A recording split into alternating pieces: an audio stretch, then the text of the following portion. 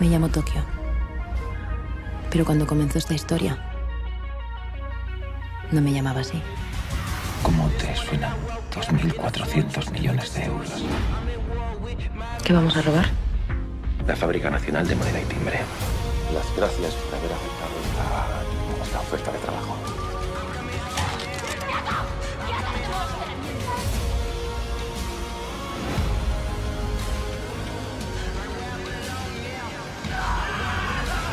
¡Dame una puta razón!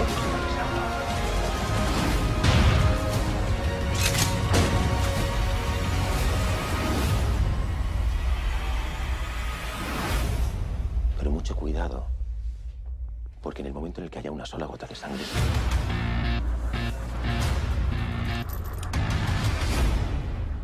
dejaremos de ser unos Robin Hoods para convertirnos simplemente en unos hijos de puta. El tráiler de una serie tiene que ser impactante. En ese minuto que te presentan tiene que haber tiros, sexo, violencia, persecución. Eso te va a hacer que te quedes ansioso a seguir viéndola. Aquellos que vieron La Casa de Papel ven el tráiler y te da esa nostalgia de volver a verla. Y aquellos que no la vieron ven de vuelta este tráiler y decís, tengo que engancharla como sea. Lo mismo pasa con nuestra forma de exponer. Cuando uno expone, los primeros segundos son fundamentales para que el que está viendo la charla, el que está viendo mi exposición, se quede enganchado y siga. Un estudio realizado en Canadá en el año 2015 demostró que el ser humano moderno ha perdido 4 segundos de su atención. De los 12 segundos que tenía hace un siglo atrás, hemos pasado a 8 segundos. O sea, en 8 segundos tengo que demostrar que mi charla va a ser interesante. Porque si no, entra en juego y nos juega en contra el famoso multitasking. Supuestamente se ha puesto muy de moda esto del multitasking, pero el Instituto de Neurociencias de Massachusetts ha demostrado que es un mito. Pongamos este ejemplo. Estás viendo esta charla, te suena el celular y era un mensaje de WhatsApp. Lo contestás, chequeas Facebook, te llega otro mensaje, te metes a Instagram, ves qué está pasando en Twitter y ya que estás, lees el diario. Y automáticamente toda la atención que tenías focalizada en la charla se desvió. Por eso veo como un error empezar una charla presentándome o presentando esta charla. Si vos estás acá, conectado o viendo este video por YouTube, es por 2 temas. O porque me conoces y te interesa lo que estoy exponiendo, o porque no me conoces y el tema que expongo te interesa. A ver, para esto necesitamos entonces un buen mensaje, explosivo, claro y conciso. Por eso te quiero comentar en 10 simples pasos cómo hacer una presentación exitosa. En primer lugar, planificarlo. El escritor Mark Twain decía que para hacer un discurso que pareciera improvisado necesitaba aproximadamente 3 semanas.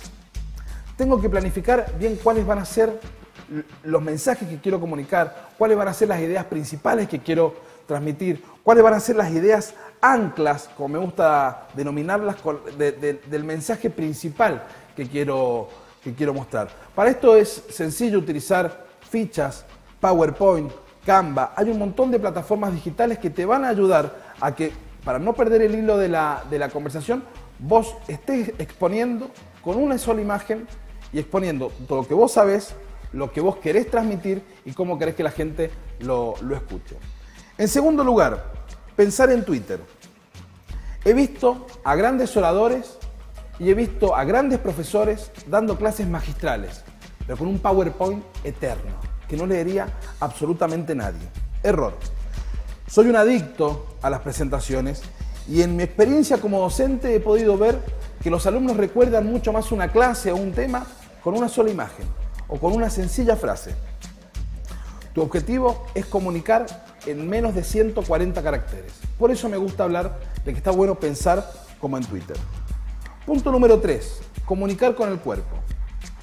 Justamente ayer estaba hablando con Mario Abril, uno de los más reconocidos conferencistas y profesionales de la felicidad en América Latina y el Caribe, sobre que yo no me sentía cómodo en este tipo de charlas. ¿Por qué?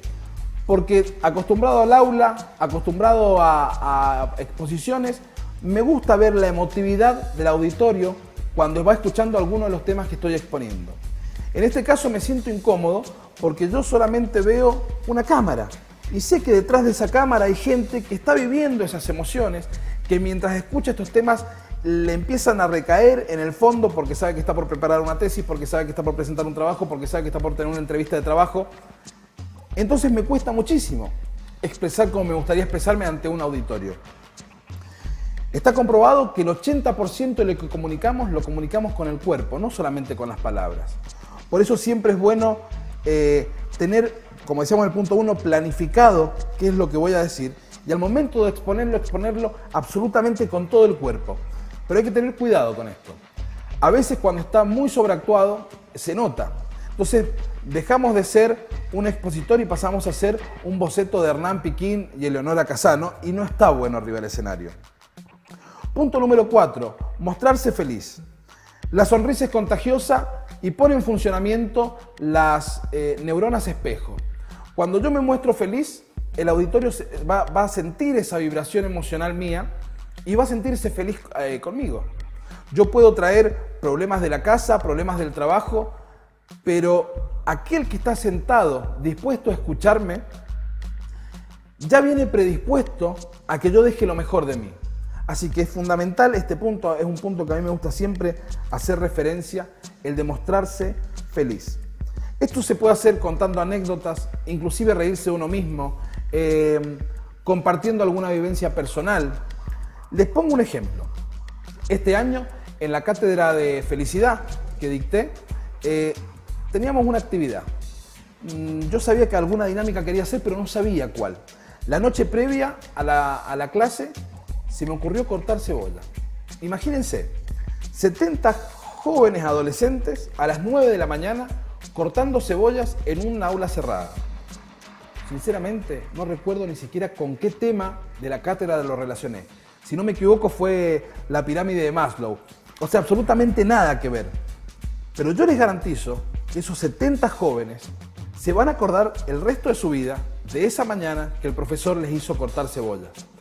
Y se van a acordar el resto de su vida de la pirámide de Maslow. No sé, sinceramente no recuerdo cuál fue la asociación que hice, pero mientras los chicos cortaban yo iba sacando cada uno de las tiras de cebolla y le iba explicando la pirámide de Maslow. Punto 5, construir un relato.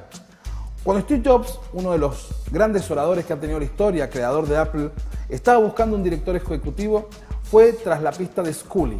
¿Quién era Scully? Era el director ejecutivo de Pepsi. Cuando le ofrece la propuesta de hacerse cargo de acompañarlo en el proyecto de Apple, Scully le dijo que no. En ese momento Steve Jobs tuvo una contrarrespuesta y le dijo que a qué estaba dispuesto. Si a seguir vendiendo agua azucarada el resto de su vida o si quería sumarse a él y cambiar la historia de la humanidad. Ese simple relato fue lo que logró construir la marca que hoy es Apple. Tengan en cuenta que es fundamental construir un relato. Yo tengo que mostrar lo mejor de mi idea, lo mejor de mi producto, lo mejor de mi tesis. Yo hago mucho hincapié en tesis porque sé que hay muchos estudiantes que están por rendir. Lo veíamos hoy en la gente que se había inscrito y está bueno transmitir eso. Yo tengo que armar un relato de lo que quiero comunicar y de lo que quiero transmitir. Punto número 6. Generar antagonismos. Tu idea, tu producto o lo que ofrezcas puede ser excelente, puede ser brillante. Ahora, si yo no puedo, primero, demostrarlo en un breve tiempo y no puedo mostrar la diferencia entre mi producto y el producto de la competencia, difícil va a ser de que vean cuáles son las cualidades de lo que yo ofrezco. Les pongo un ejemplo muy sencillo.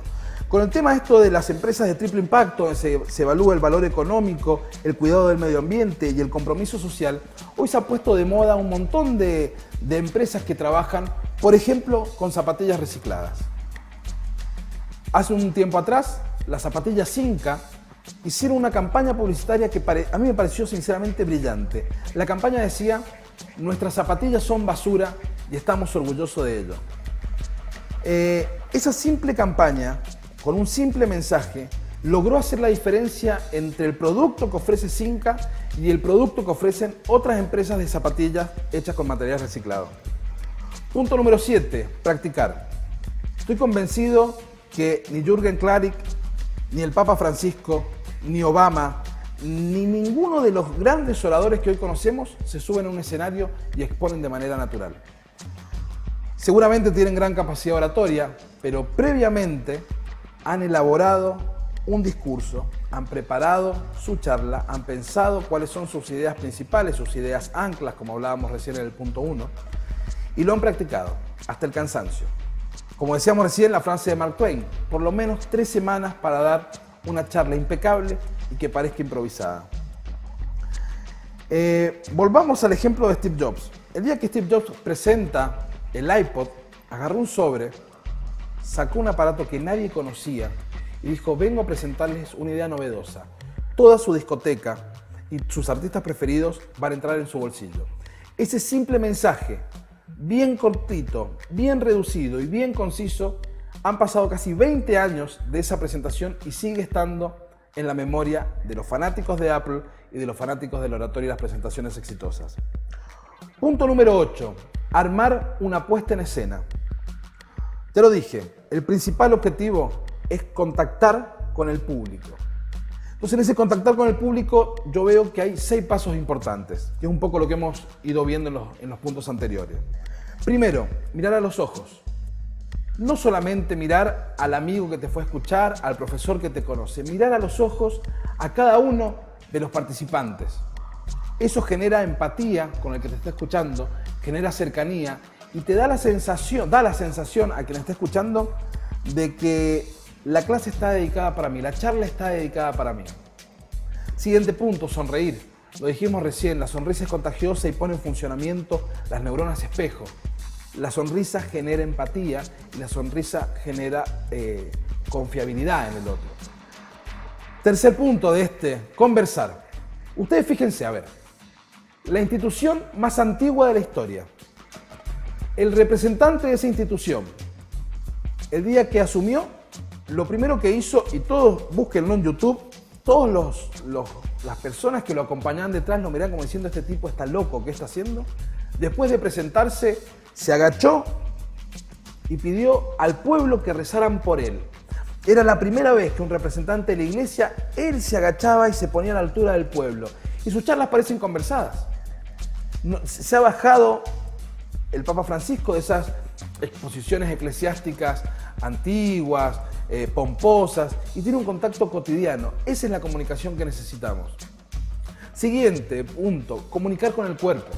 Lo veníamos diciendo, hay que recordar, el 80% de lo que comunicamos, lo comunicamos con el cuerpo. Siguiente punto, mantenerte firme en un espacio reducido.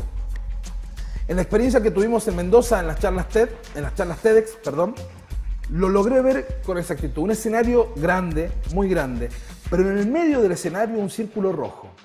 Y se le pide a los oradores que de ese círculo rojo no se muevan.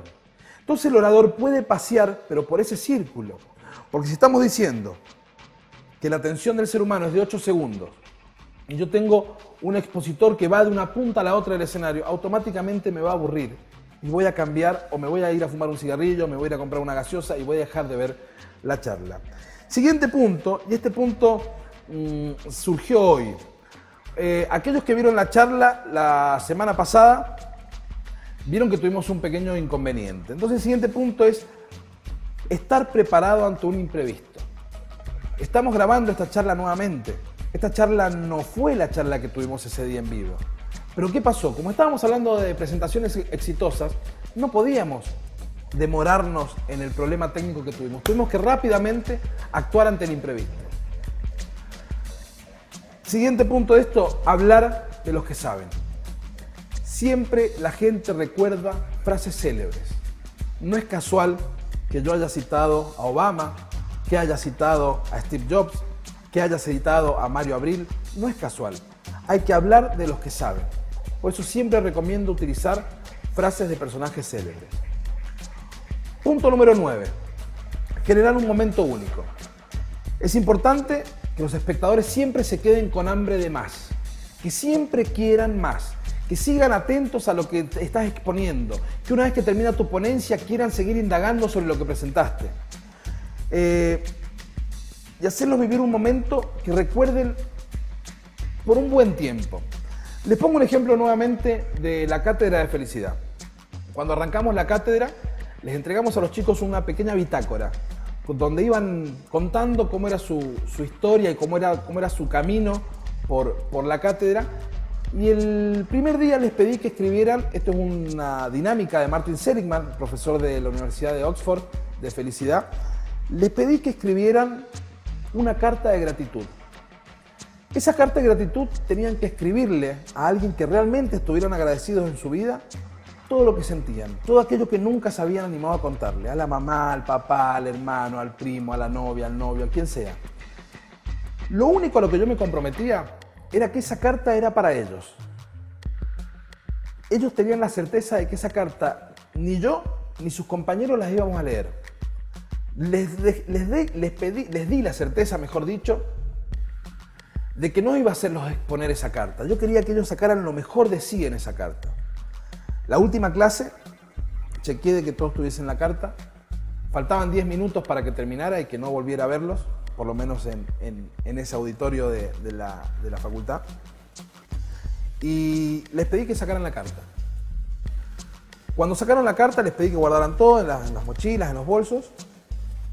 Y les pedí que sacaran el teléfono y que marcaran a esa persona a quien le habían escrito la carta. Yo les puedo garantizar que de los 70 estudiantes de este año y de los 70 estudiantes del año pasado, no hubo uno que no terminaba llorando. Eso fue un momento único.